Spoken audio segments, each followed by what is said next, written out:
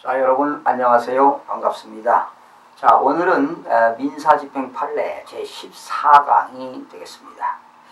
오늘은 여러분 교재 126쪽이고요. 소유권, 말소 등기 등이 되겠습니다. 제14강이 되겠습니다. 소유권 이전 등기 말소입니다. 소유권, 말소 등기 등.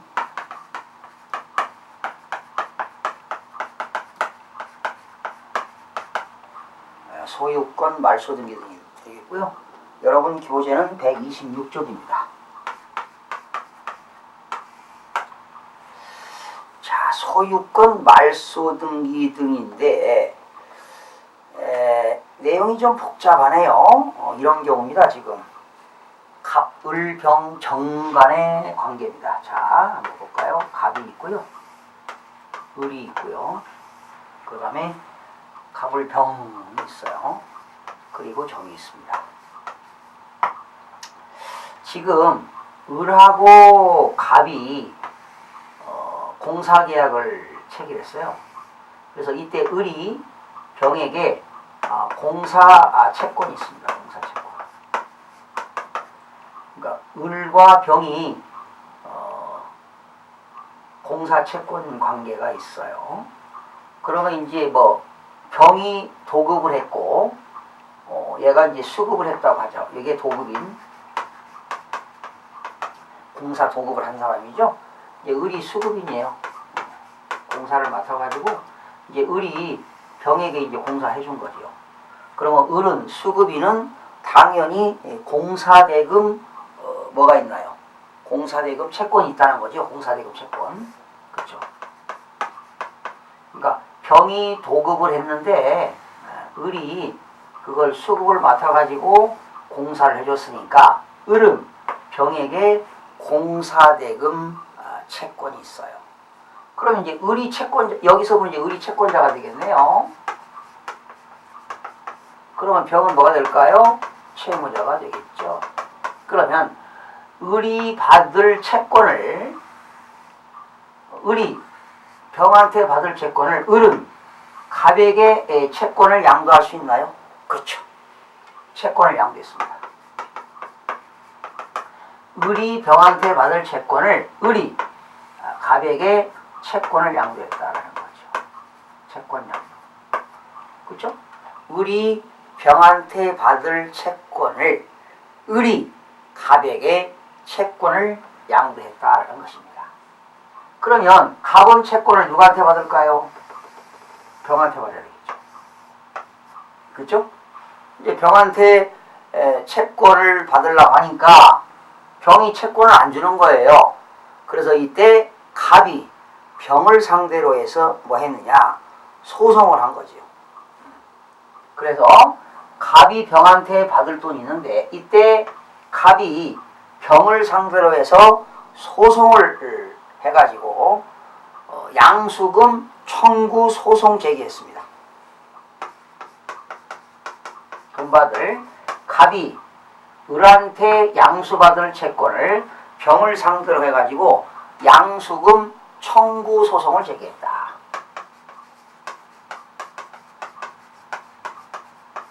소를 제기했어요. 누가? 갑이 누구를 상대로? 병을 상대로 양수금 채권 청구 소송을 제기해가지고 갑이 일부 승소 판결 받았어요. 일부, 전부는 아니고 일부 승소 판결을 받았습니다. 일부 승소 판결을 받았으니까 당연히 갑은 뭐가 될까요? 채권자가 되겠죠. 역시 을은 병은 역시 채무자가 되겠죠. 그렇죠? 그러니까 을이 지금 채권을 양도했으니까 결과적으로 갑이 누구한테 받을 겁니까? 병한테 받을 건데 병을 상대로 해가지고 청구 소송을 제기해서 일부 승소 판결을 받았습니다. 그러면 지금 누가 소송을 제기했나요?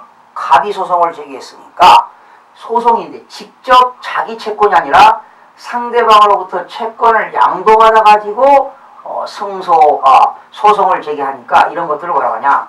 소송신탁이라고 합니다. 소송신탁. 뭐라고 한다고요? 소송 신탁이라고 한다. 본인이 직접 소송을 한 게 아니라 채권을 양수받아가지고 소송을 제기했으니까 이것을 소송 신탁이라고 하는 겁니다. 소송 신탁. 자, 그런데 이때 갑은 병한테 돈을 받을 게 있는데 이때 병이 갑한테 돈을 주지 않고 갑이 부동산을 소유권을 취득했어요. 병이 부동산 소유권을 취득했습니다. 돈도 안 주면서 부동산을 사가지고 소유권을 취득했다니까요. 이때 병이 부동산 소유권을 취득하자마자 다시 정한테 근저당을 설정했어요. 그러니까 이때 정은 뭐가 될까요? 근저당권자가 되겠죠. 그죠? 또 얘는 채권자가 되겠죠. 그리고 병이 근저당권 설정했어요. 근저당권 설정자가 된다. 그죠? 병이 부동산을 소유권을 취득해가지고 정에게 근저당을 설정했습니다. 돈은 안 주고. 그랬을 때 이때 갑은 채권자로서 누구를 상대로? 이 정이 근저당권 설정했으니까 얘가 돈 받을 거 있잖아요.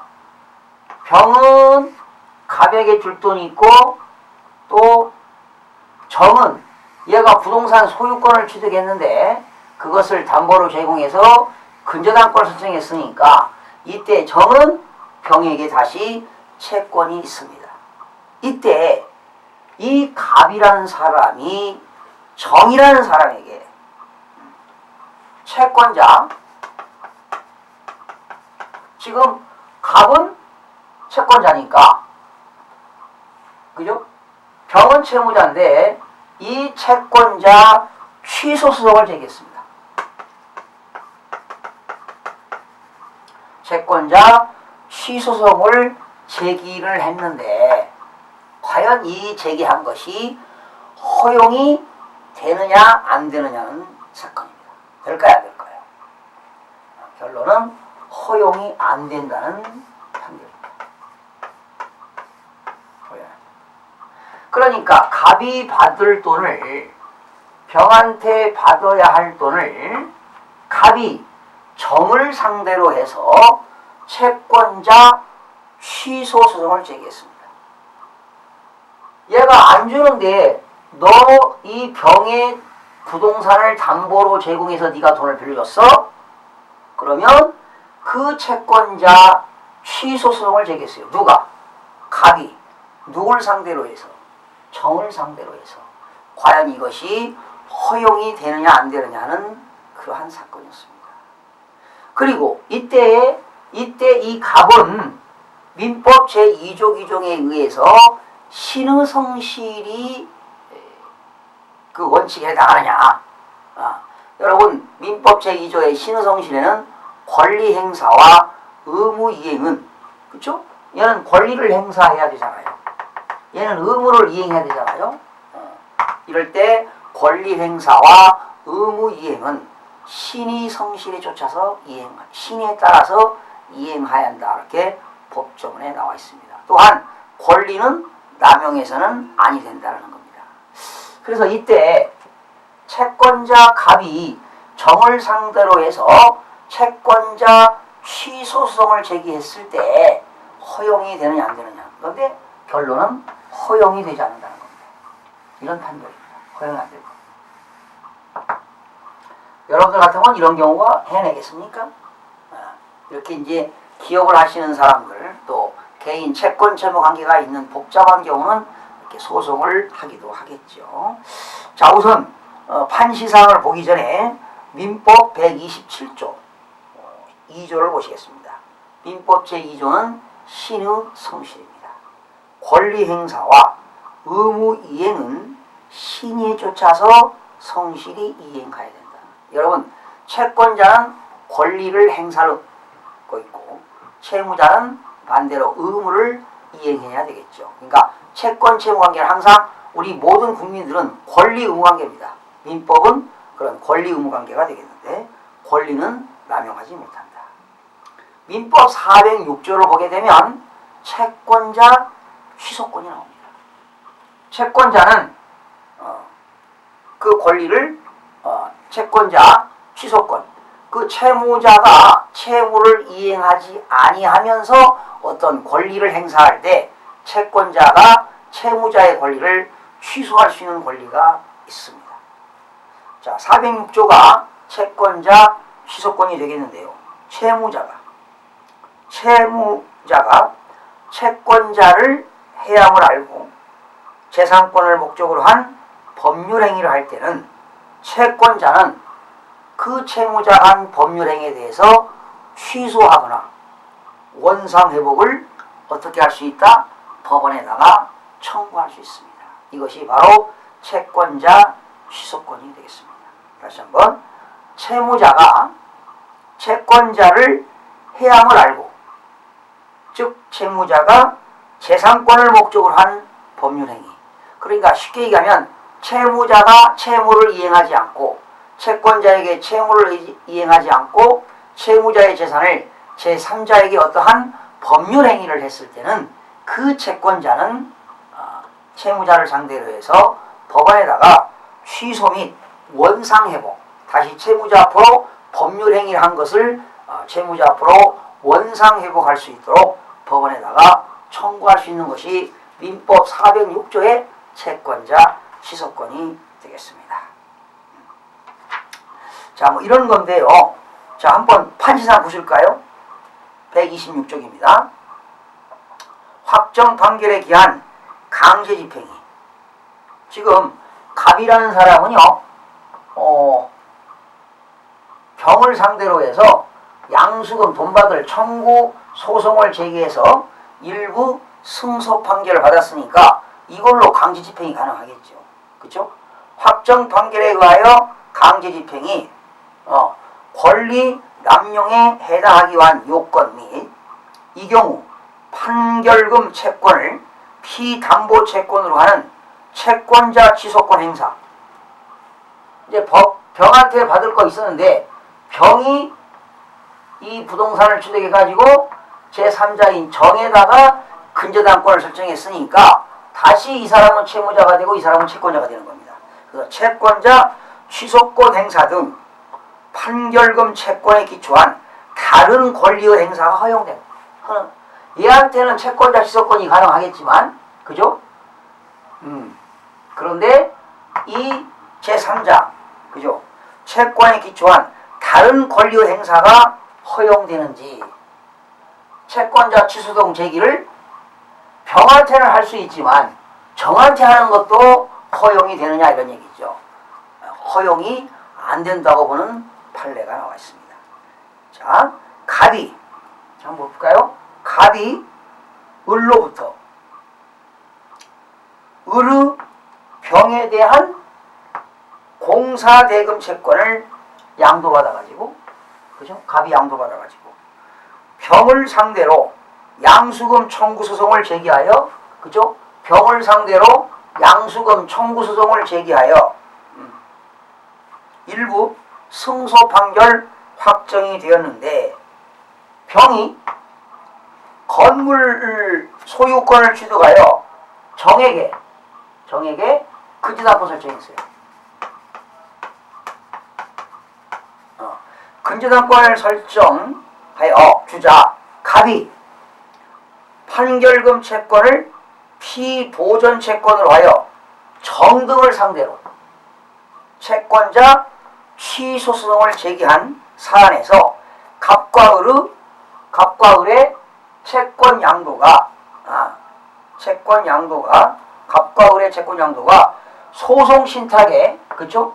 소송 신탁에 해당하여 무효로 보인다는 사정만으로 갑의 채권자 취소권 행사가 허용될 수 없다고 본 원심 판결에 법리 오해의 위법이 있다고 하는 그런 사례가 되겠습니다. 그러니까 결과적으로 이 갑이라는 채권자가 정을 상대로 해서 채권자 취소송 제기는 허용이 될 수 없다라고 하는 그런 판례가 되겠습니다. 자, 여러분 127조 1을 한번 보시겠습니다. 갑이 을로부터 을의 병에 대한 공사대금 채권을 양도받아 병을 상대로 양수금 청구 소송을 제기하여 일부 승소 판결이 확정되었는데, 병이 건물의 소유권을 취득하여 정에게 근저당을 설정하여 주자 갑이 판결금 채권을 피보전 채권으로 하여 정을 상대로 채권자 취소송을 제기한 사안에서 갑과 을의 채권 양도가 소송신탁에 해당하여 무효라고 볼 여지가 있다는 사정만으로 갑의 판결금 채권에 기초한 강제집행이나 권리행사가 당연히 권리남용에 해당한다고 보기 어렵고, 병으로 하여금 판결금 채권에 기한 강제집행이나 권리행사를 수인하도록 하는 것이 명백히 정의에 반하여 사회생활상 용인할 수 없을 정도라고 볼 수 없음에도 판결금 채권의 터잡은 갑의 권리행사가 신의칙상 허용되지 않고, 허용이 안 된다는 거죠. 갑의 채권자 취소권 행사도 허용될 수 없다고 본 원심 판결에 법리 오해의 위법이 있다고 하는 그러한 판례가 되겠습니다. 그런 사례가 되겠습니다. 그래서 참 난해하죠, 여러분, 이런 것들이. 네? 그죠? 갑과 을 간의 이런 채권 채무 관계를, 을이 공사대금 채권을 갑에게 양도했어. 그런데 갑은 병을 상대로 해서 양수금 청구 소송을 제기해서 일부 승소 판결을 받았어요. 그러면 결과적으로 갑은 병의 부동산을 집행할 수가 있어요. 그런데 병이 부동산을 취득해가지고 바로 제3자에게 근저당을 설정해가지고 돈을 갖다 뺐었다면 당연히 이 사람은 채권자잖아요, 병에 대해서. 그래서 이때 갑이 정을 상대로 해서 채권자 취소송 제기를 할 수 있는가 하는 그런 판례인데, 허용이 안 된다는 그런 판례가 나와 있습니다. 자, 이렇게 해서 오늘은 소유권 말소 등기에 대한 채권 진후관계 판례를 살펴봤습니다. 여러분, 다음 시간에는 부당이득금 판례를 한번 살펴보겠습니다. 부당이득금 판례도 상당히 내용이 많죠. 부당한 이득을 취했을 때 부당이득금을 반환해야 될 것이냐, 반환하지 않을 거냐, 뭐 이런 것들은 상당히 내용이 방대하게 많이 나와 있는데요. 가급적이면 민사집행법에서 우리 경매, 강제경매라든가 의무경매에 대한 그런 판례를 가급적 다루도록 노력하겠습니다. 만약에 여러분이 뭐 부동산을 낙찰받았는데 말이죠, 토지를 낙찰받았는데 토지 위에 건물이 있어가지고 법정지상권이 성립됐다. 그러면 법정지상권이 성립됐다 하더라도 나는 그 토지 위에 있는 정착물 소유자에게, 법정지상권자에게 지료를 청구해서 지료를 청구하는 것이 당연히 정상적이죠.